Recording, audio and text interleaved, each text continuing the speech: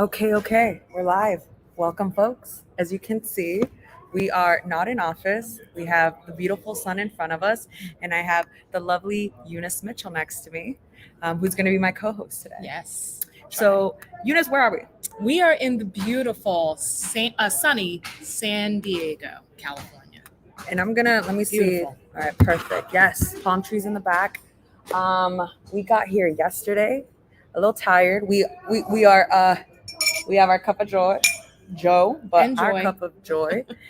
So we're here today for our first inaugural cohort of Ashe Leaders Fellowship program that we launched earlier this year. Yes. And Eunice, can you tell us what role you play? Can you tell us Yes. what is Ashe? So first of all, thank you for having me on the show and being able to have this opportunity to talk about Ashe.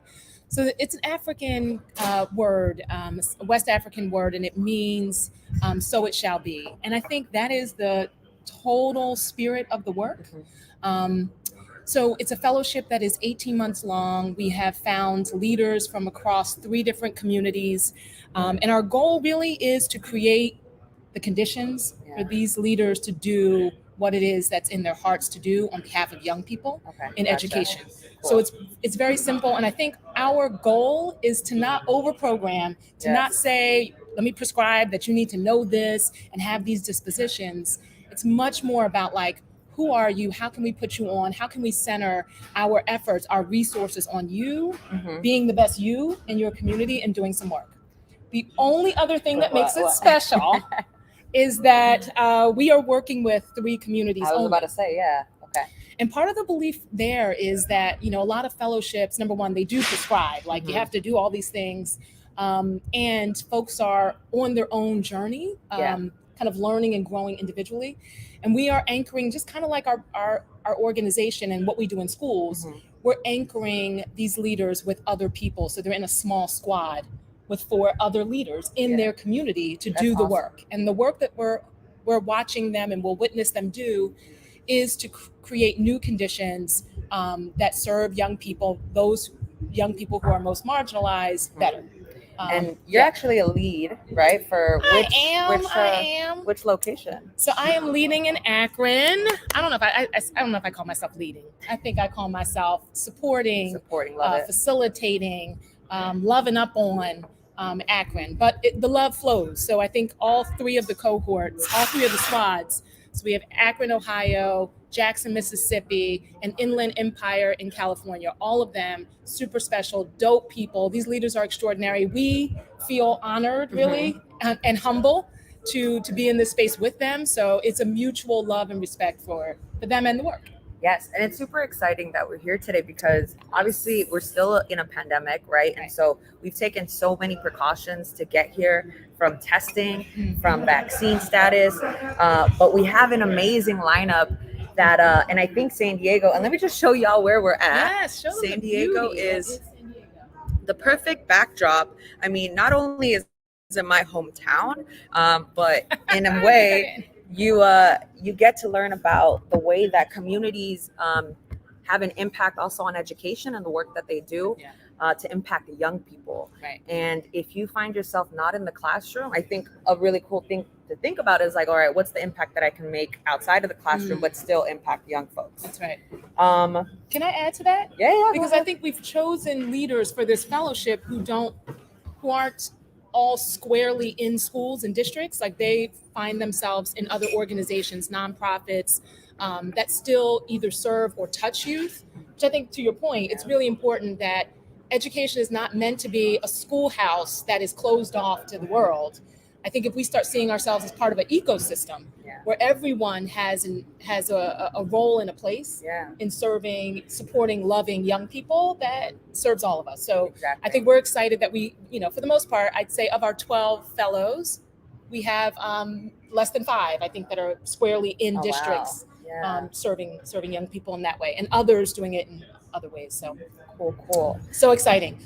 I'm excited because we do, unlike most workshops or, I shouldn't say, so big picture learning, we always get out, we always do exciting things. But I think what's really exciting about this week is that we're in San Diego and we're going to get in San Diego. We're not going to be sitting in this hotel, we really are going to go out into the community. We really are going to go to schools and really see things happening in the in real time. And I think the goal for that is that we also want leaders to understand that kind of peeling back the onion and getting to the chance to know your community very deeply, the issues, the assets, the allies, like really getting in there and understanding that means you have to get out of your building, you have to get out of your way sometimes. So I think this experience will help model that. We're not going to just be sitting and getting, we're going to be doing, which feels right. And I think being someone that's helped plan this, having an input into like what are the spaces and communities that we're entering and also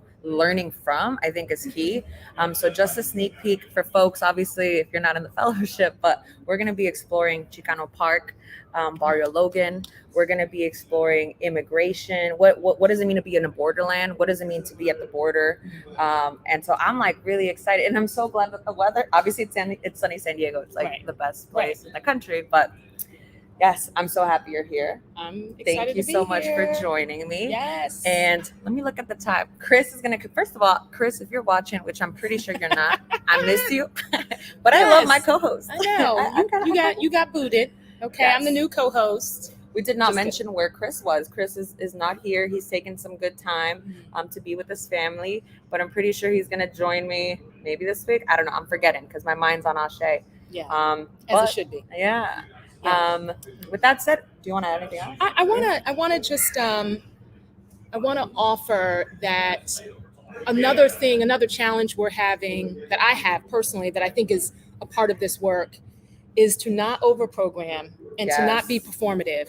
So even this opportunity to speak right now is not programmed, right? We don't have really any talking points necessarily. And I think that's just the way that it makes sense for folks to stay present.